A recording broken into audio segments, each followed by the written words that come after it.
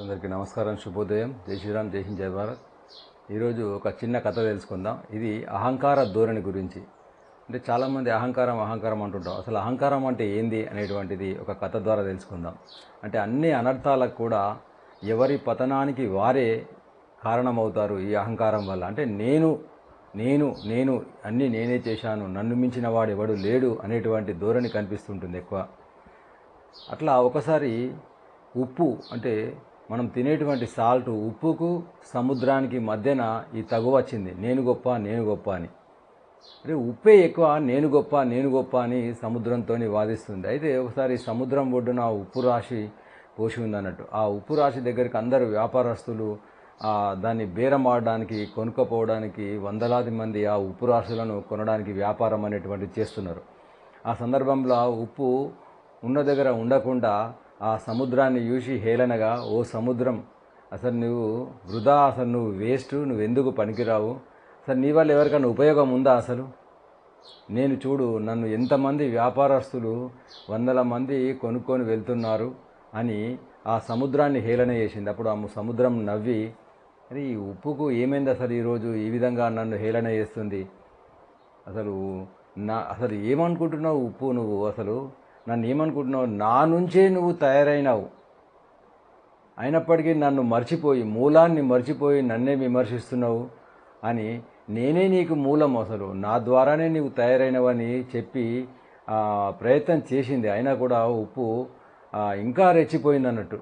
రెచ్చిపోయి ఏమంటుందంటే, అసలు నీ వల్ల ఏమన్నా ఉపయోగం ఉందా, అసలు నన్ను చూడు, ఈ వ్యాపారులు కొనడమే కాకుండా నేను ప్రతి వంటలో కూడా నన్నే వాడతారు, అసలు ఏ వంట కూడా ఉప్పు నన్ను లేనిది, అసలు నన్ను ఉపయోగించింది వంటకు రుచే రాదు, అసలు అంత గొప్పదాన్ని నేను, ఈ ప్రతి ఇంట్లో కూడా నా ఉప్పు ఉండాల్సిందే, నువ్వు అసలు నీతో ఎవరికి ఉపయోగం ఉంది, ఎవరికి ఉపయోగం లేదు అని మళ్ళీ హేళన చేసింది. అప్పుడు సముద్రం అన్నది, అసలు నీకు అసలు నా గురించి నీకు తెలియదు, నా మూలాన్ని, నీ యొక్క మూలాన్ని మర్చిపోయి నన్ను ఇట్లా హేళన చేస్తున్నావు, అసలు నేను లేకుంటే నడుస్తుందా, నా నుంచే వర్షం అనేటువంటిది ఆవిరైపోయి వర్షంగా కురుస్తుంది, పంటలు వండడానికి ఎన్నో రకాల కారణమైతే నేను, అదేవిధంగా నాలో ఎన్నో చేపలు కానీ ఎన్నో జీవరాశులు నాలో నివసిస్తున్నాయి, అదేవిధంగా నా పైన పూర్వకాలం నుంచి ఇప్పటికి కూడా పడవలు, ఓడల ద్వారా, సీమల ద్వారా విదేశాలకు పోయేవాళ్ళు అని సర్ది చెప్పే ప్రయత్నం చేసింది ఉప్పుకు. కానీ ఉప్పు ఇంకా రెచ్చిపోయింది. అసలు ఇప్పుడు ఎవరు చేపలు తింటున్నారు, ఎవరు నీ యొక్క జీవరాశులు తింటున్నారు,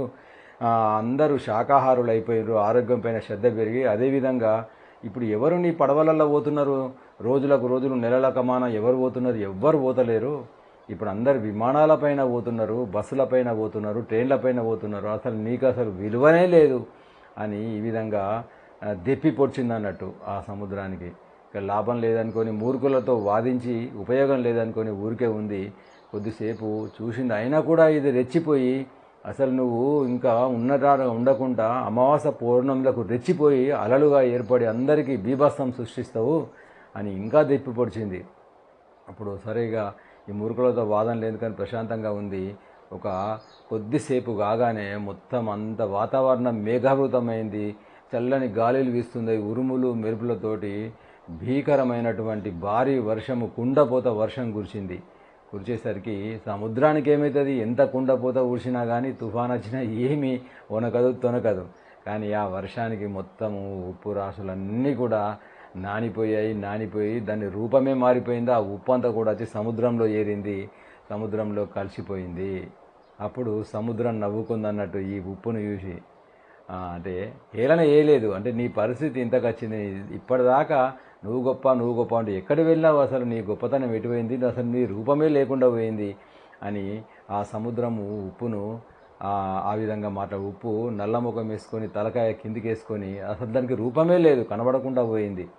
ఆ విధంగా అంటే దీనివల్ల ఏంటంటే నేను గొప్ప అనేటువంటి అహంకారం వల్ల అనర్థాలకు దారితీస్తుంది. ఎవరం కూడా నేను గొప్ప అంటే ఎవరు గొప్ప కాదు, ఆ అహంకార ధోరణితోటి తమకు తామే పతనమయ్యేటువంటి పతనావస్థము. అహంకారం ఉన్నదంటే మన పతనము స్టార్ట్ అయినట్టే లెక్క, మన పతనము మొదలైనట్టే లెక్క. కాబట్టి ఈ అహంకార ధోరణిని విడనాడే ప్రయత్నం చేద్దాం, ప్రతి పనిలో, ప్రతి దగ్గర, ప్రతి చోట కూడా. జై శ్రీరామ్.